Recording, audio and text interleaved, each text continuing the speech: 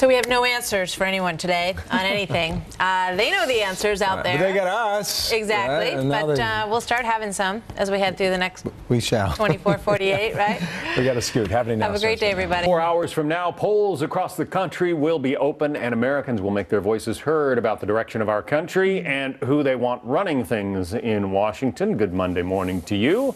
I'm John Scott. And I'm Heather Nauert in for Jenna Lee today. Looking at those polls, things are pretty darn close, or so it seems, looking good for the Republican Party. But where do you get the sense that things really are? It's a point apart, and that is not the only one. Why are things just so tight this year? Is really people looking to leave, as anybody does at this time in an administration. They're looking to cash out and go to the private sector. Could that just be what this is about?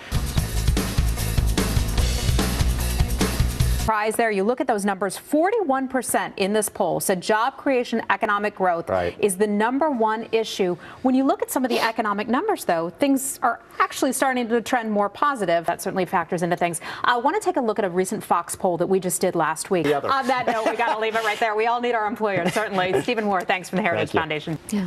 Are you going to give us a trick-or-treat update? I will. The Ninja Turtles. Thanks. Yeah?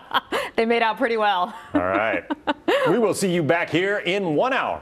Outnumbered starts right now. I've got some candy for you. I don't get, explain this to me, because it's a public trial, but yet she leaves, or she can testify, but then everybody else has to leave, so it's not a public trial. Well, what happens if the jury is in the position where it cannot decide? Because our viewers will recall, we covered this case extensively, that they were deadlocked previously on whether or not she should be put to death or whether or not she should be given life in prison.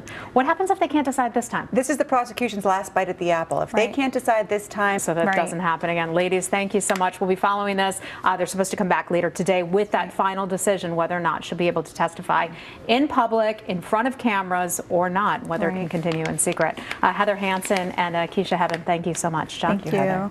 Just another reminder, after you cast your ballot tomorrow here on Fox News Channel. And then goes all through the night, I think, too. And it could go into the weeks beyond. Very true. Good point. Good point. Have a great day, everybody. The Real Story with Gretchen Carlson starts now.